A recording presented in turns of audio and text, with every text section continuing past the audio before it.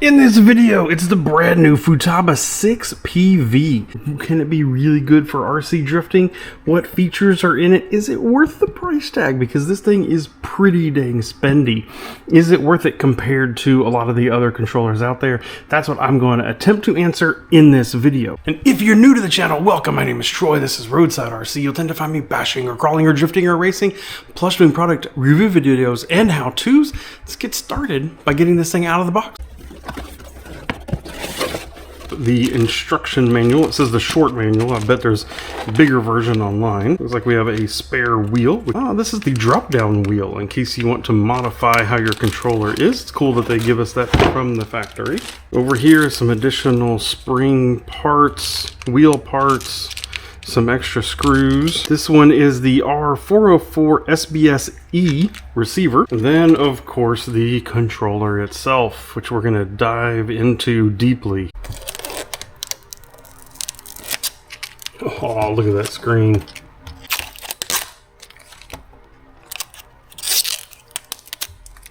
You have the normal stuff that you'd expect from Futaba. Some screws here to adjust the throttle position forward and back, tension adjustment on the throttle, brake adjustment so you can control how much range you have on the brake. Part of these parts that we have in here is you can change actually what the throw of the steering is. It has the parts in here to drop the steering down and to put it on an angle. You can replace the wheels with different kinds. Has the flip-up antenna that actually gives you access to a micro SD port plus a communication port so you can program straight into some servos and stuff. It's all of the fancy things that you would expect. You can get a little carry handle for it here. It says that the same ones that fit the 4PM, 7PX, and 10PX will actually fit this one as well, so it's pretty cool. Unusual odd feature here. Two little clips, two little holes within here. It's for body pins. So like literally for body clips, you can slide two in there and save it. This up here is for the receiver adapter for the Mini Z. We have all the buttons. We have switches here on the side. Some of the momentary switches, rotary plus push. Push in and out over here, plus the different trim functions. I mean, all of the different buttons and things that you would expect. When it comes to the batteries, it is set up out of the box to take 4 AA's. But this is of course also removable, and you can run a LiPo nickel metal lithium ion battery in here. Now Futaba even offers a specific battery that's really pretty trick. It's a hard case LiPo, and then what you can do is come over here and it'll provide a little USB port so you can charge that with the USB. The problem with that is that battery itself, I did a quick look online, is about $80, and it requires a little holder in there to keep it stable.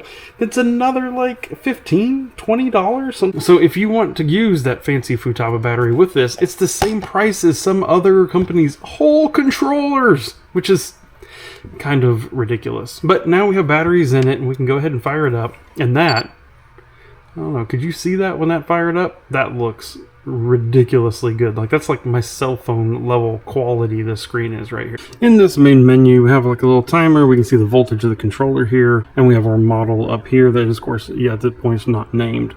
We have steering trims, and you can see the trims of the other dials. Little blue highlight here which looks super nice. If we click in on it, we will come into the system menu, model menu. We have all of our different menus in here. The first menu that we have here is system. When you come in here, you can change some things like, the brightness, how quickly it'll go into backlight only to save your battery, because I imagine this screen is going to kill some battery time. Basic information on the controller. You can set how much the beepers are.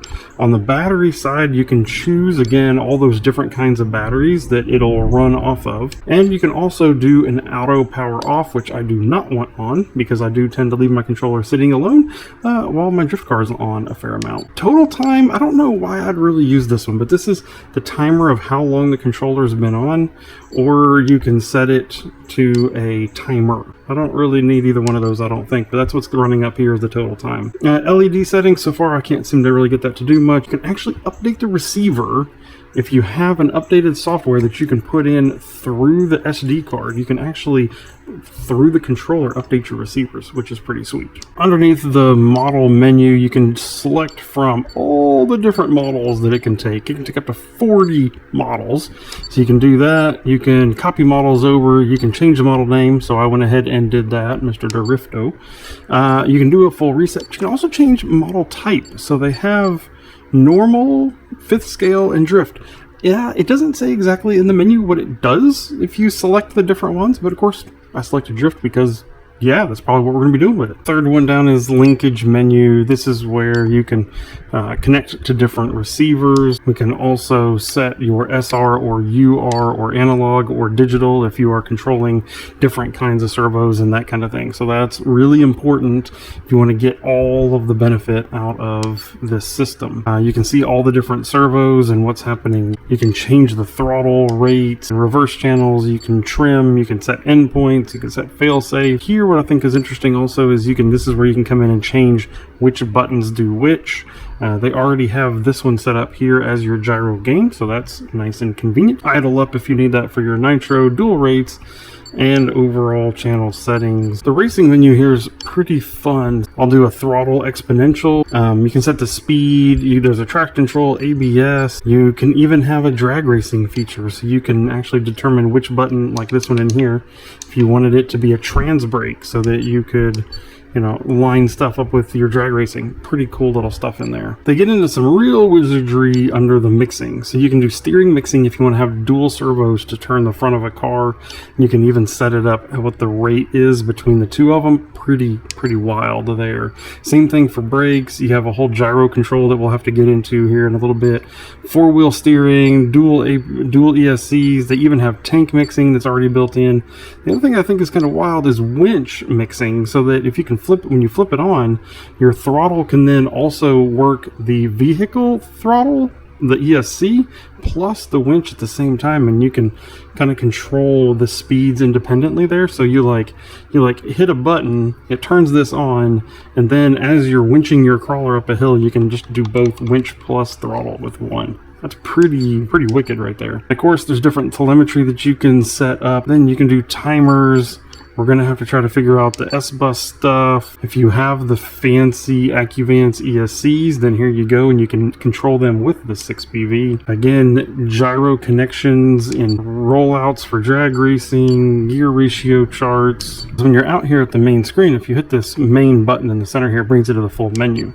If you instead hit the little directory, it brings you to your sub list. So you can basically filter that all those things that we've been messing with. You can filter them all down into a list that is under your directory right here. So that way you can get to the important things quickly. I'm definitely going to have to spend some time looking at that because I think that's going to be important. Time for us to get the receiver installed. Instructions are pretty clear. Double-sided tape down on the fat part. Leave the antenna sticking up in the air. They do not want you mounting it flat. Stick it down like this. Plug your wires in, and let's see if we can get it to work. I'm testing another controller in this car as well. This is my Sakura D6, so I just simple double-sided tape over there and move the wires. Channel 1 is the steering signal to the gyro, channel 2 is the ESC, and channel 3 is the gain to the gyro. I'm not hooking up anything S-Bus or anything like that right now. We're going to start in the dumb mode. Fire the car up, and the receiver from the factory and the controller are linked. If I hit the throttle, I go in reverse. If I hit reverse, I go in forward. Right turns left, and left turns right. So clearly we have some settings that we need to change. So I'm going to turn this off. I'm in here to the linkage menu. We're going to go to channel reversing, and the first thing we need to do is reverse channel 1. Second thing we need to do is reverse channel 2. So both of those need to be reversed compared to what we have. Note, I probably don't really have to do reversing on channel 2 because all I need to do is recalibrate the throttle to the ESC. Simple calibration and setting there on both the ESC and the steering. Now, obviously those are ESC and gyro specific. Here I'm using that Veritech Slide Tech Pro. I do have the GYD 550 here, but as of right now we are running them just in the normal mode. And everything works. And in the menu here, this is for a future video. If we come down in here to accessory, there's gyro link. We can connect it via S-Bus with the receiver that's provided to the GYD 550. So there's going to be a whole other video on that and how we do that, what the benefit of some of that is and everything. Everything looks like it works, so we need to give it a first test drive and feel just how responsive and predictable this controller is. First test drive here.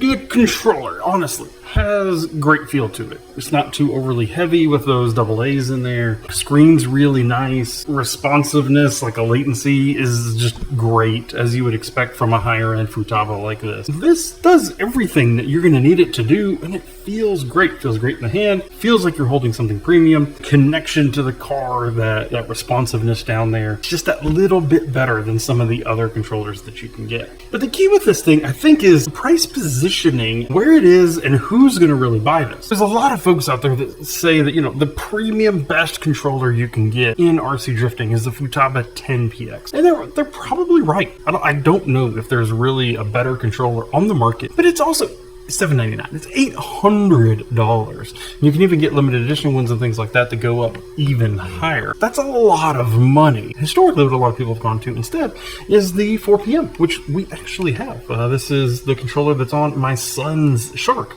You can't quite see it because it's got all of the accessories, all the silicone cases and some other stuff like that on it, little dangly thing back here. So it's got all that kind of flair, if you will.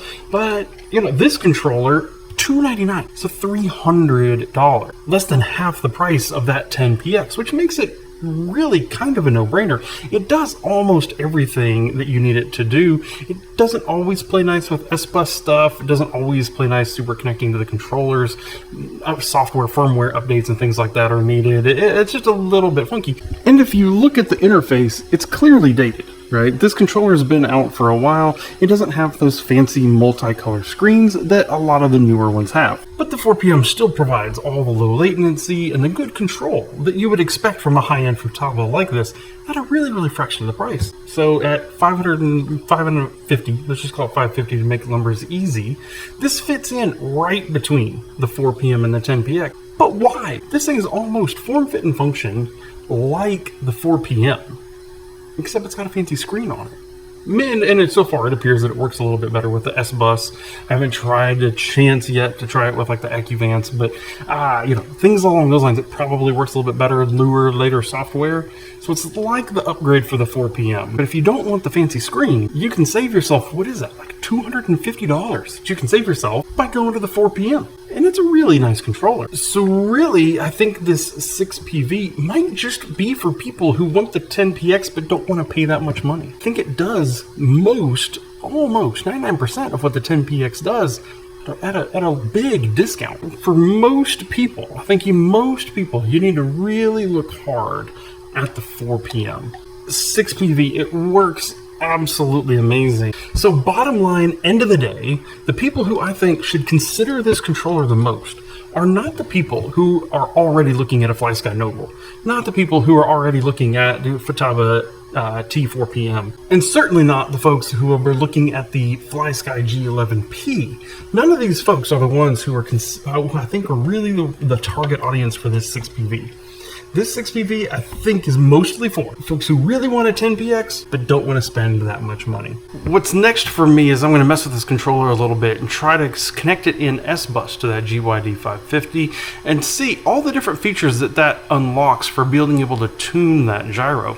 So if you're interested in that, that'll be coming up here later, and it'll be in one of my Drift Tech playlists that's going to be popping up over here to your right, and I hope to see you in one of those videos. If you have any questions or comments about what I've done here today testing this 6PV, please include them down in the comments below. And if you're curious about buying one of these things, I will actually have a link to it in the video description where you can go and buy it yourself. So thank you for watching, and hope to see you in the next video. Goodbye.